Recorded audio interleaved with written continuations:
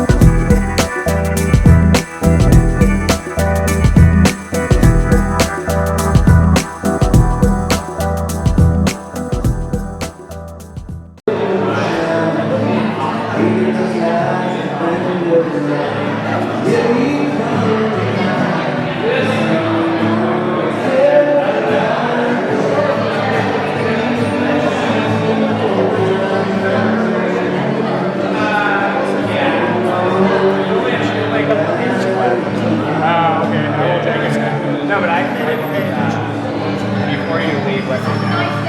I mean, you let them know, and you can be like, here. Okay.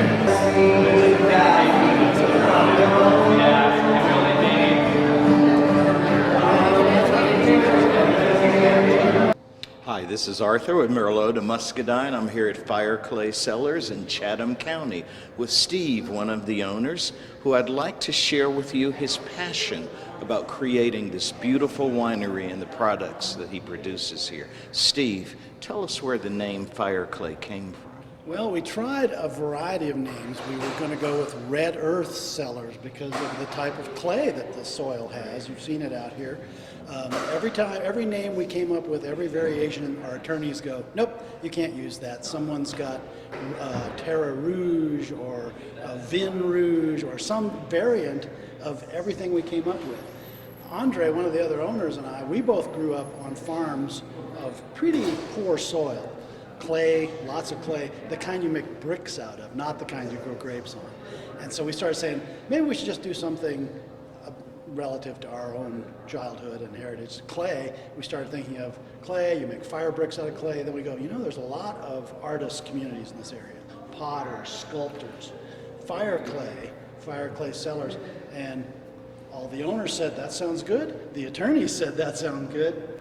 Here we are, FireClay Cellars. Awesome. You have a wonderful array of wines here. Tell the viewers what kind of wines you produce here, what kind of grapes you grow. We're doing mostly dry French-style wines, not the typical North Carolina muscadine, but instead we're doing Cabernet Sauvignon.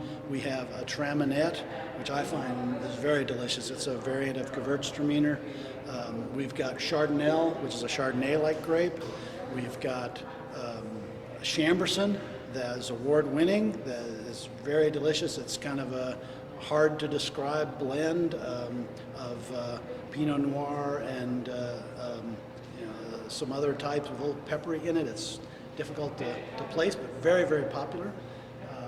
We've got some sweet wines. We have a Valvin Muscat based on the Moscato grape, which is supposedly one of the oldest grapes in the world. And then we have a wine made from honey instead of grapes, so a honey apple cider spice wine. that is going to be delicious, cold on a hot day and hot on a cold day. The grapes that we're growing here, you can see we just put in 550 Traminette plants this spring, and I believe I can still feel every one of them in my back.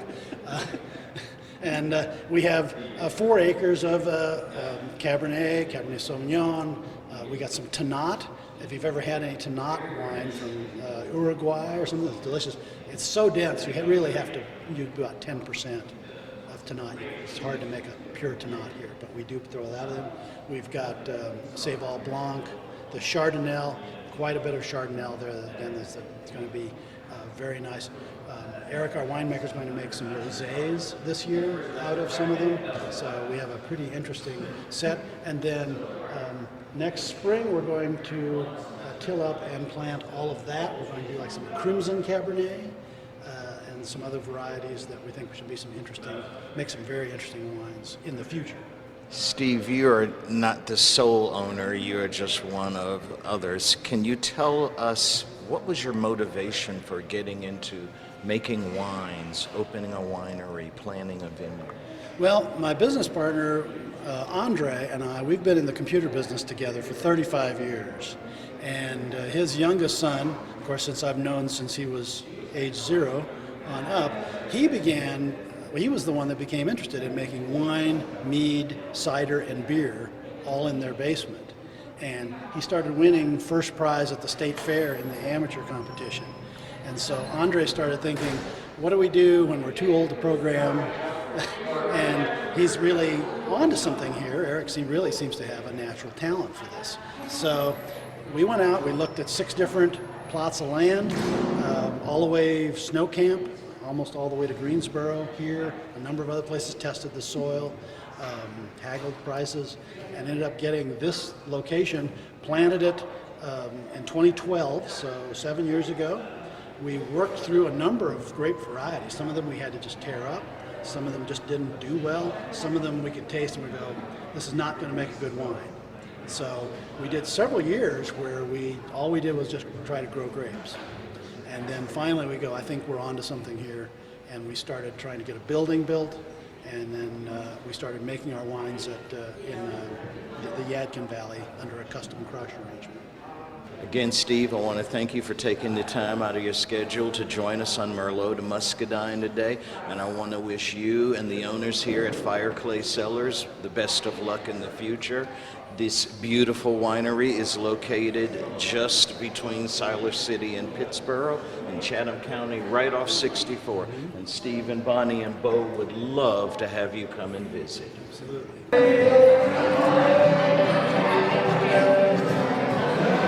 I'm here with Bonnie with FireClay Cellars. She is the marketing and social media manager here. Bonnie, this place has become known for a lot of things other than wine.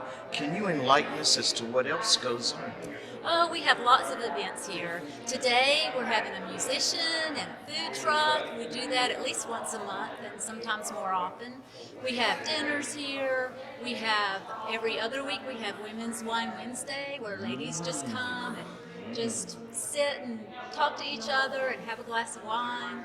We have yoga classes. We have private events. We can do weddings or business meetings or parties, you name it. We're here to serve customers. It just creates a total package here at FireClay Cellars.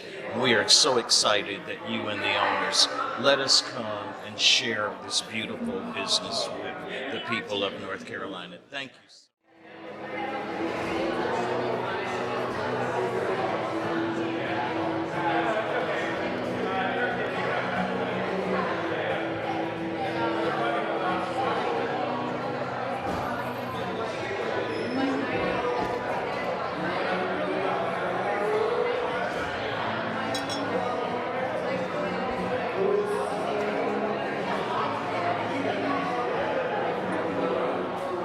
With Bo, the viticulturist here at FireClay Cellars. Bo, tell us about your journey here. How'd you end up here? So I ended up here at FireClay Cellars about 5 years ago after being in the North Carolina wine industry for about 10 years.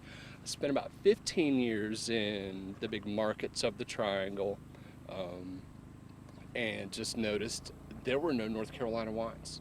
But having relatives in the Yadkin Valley, where I've been going my whole life, I started realizing what was happening with North Carolina wines a long time ago, and decided to get into it, basically to try to open up the markets for the smaller producers and try to raise the bar on these North Carolina wines and really just try to help the whole industry grow.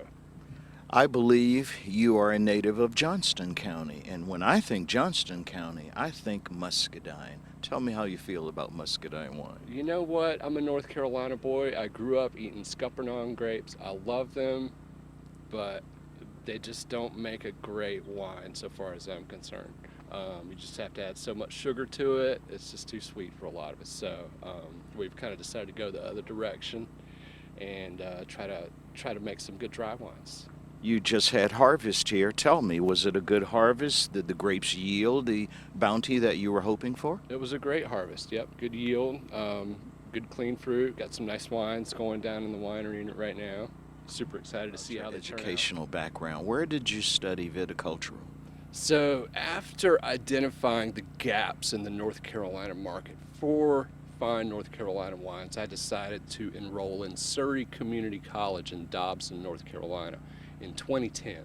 At the time, there were 3 schools in the country with this kind of program. We had a vineyard on the campus as well as a federally bonded winery, so we could learn to grow the grapes, make and sell the wine all from campus.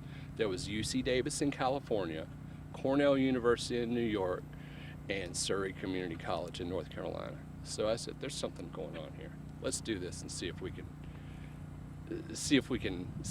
really raise the bar on these wines. And it's been a lot of hard work that a lot of people have been doing for a long time that's resulted in what you see happening these days. Well, Bo, it's obvious through the wine that you produce here that there is a passion that you and not the owners as well bring to the wine. And on behalf of Merlot de Muscadine, we want to thank you for taking the time out of this busy day to share a few moments with me and my viewers about what creates the beautiful wine here. Well, thank you so much for your compliments. That's why we do it, and we're just happy that you guys are happy. Great to have you. Thanks. Certainly hope you've enjoyed this episode of Merlot to Muscadine, and we hope you'll come out to FireClay Cellars in Siler City and patronize the Blakes. Like Harvest, we have left nothing on the vine. And until next time, this is Arthur with Merlot to Muscadine.